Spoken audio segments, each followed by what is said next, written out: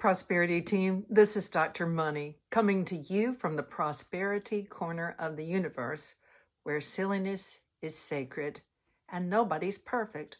I am your POP, your professor of prosperity, and I'm here so that all of our lives can pop with prosperity.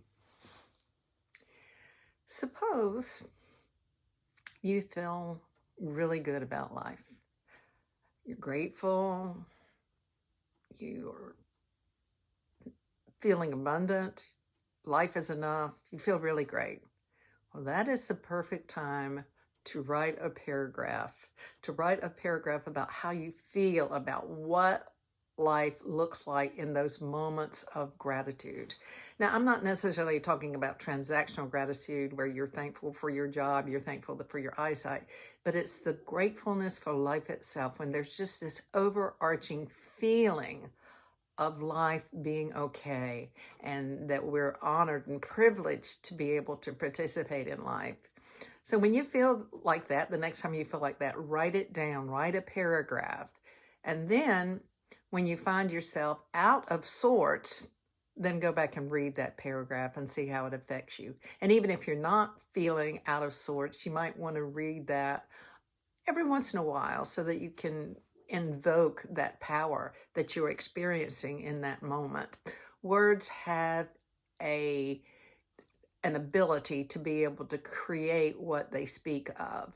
It's called Matrika Shakti. It means that the word itself creates.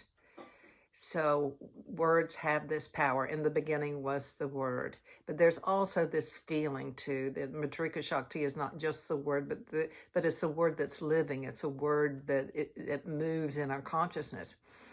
The other day, I was feeling sort of out of sorts, and I was for several days because I stopped doing a project that I've been doing for 10 years, and it took up about 20 hours of my week. And so I've decided to retire from that job and just getting back into the habit of what I wanted my life to look like without that activity.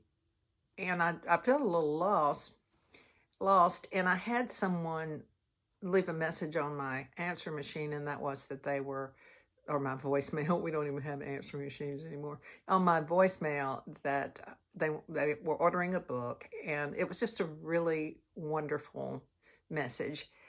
And I picked up the book to put it in a mailing package, and I just started reading the book. And that book is my heart. I mean, I've written several books and several articles, but what I've noticed is that when I read something that I've written from my heart, it puts me back in the space I was when I wrote it. It enlivens me. It empowers me.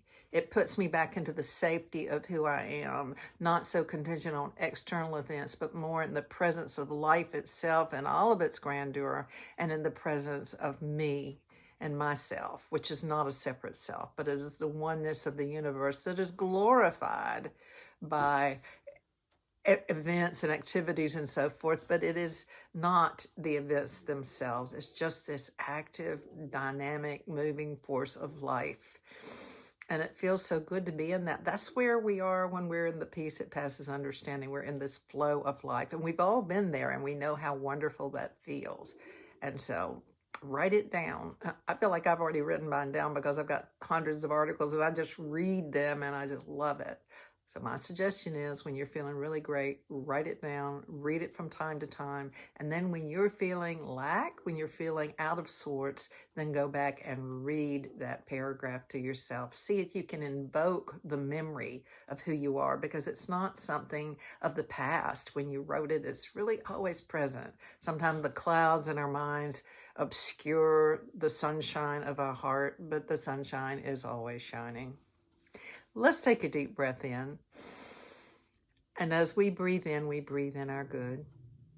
And as we exhale our intention that all other beings receive their good as well. And remember that our burdens have lifted, our cares are few, our joy is unlimited. It's really unlimited. And I Love.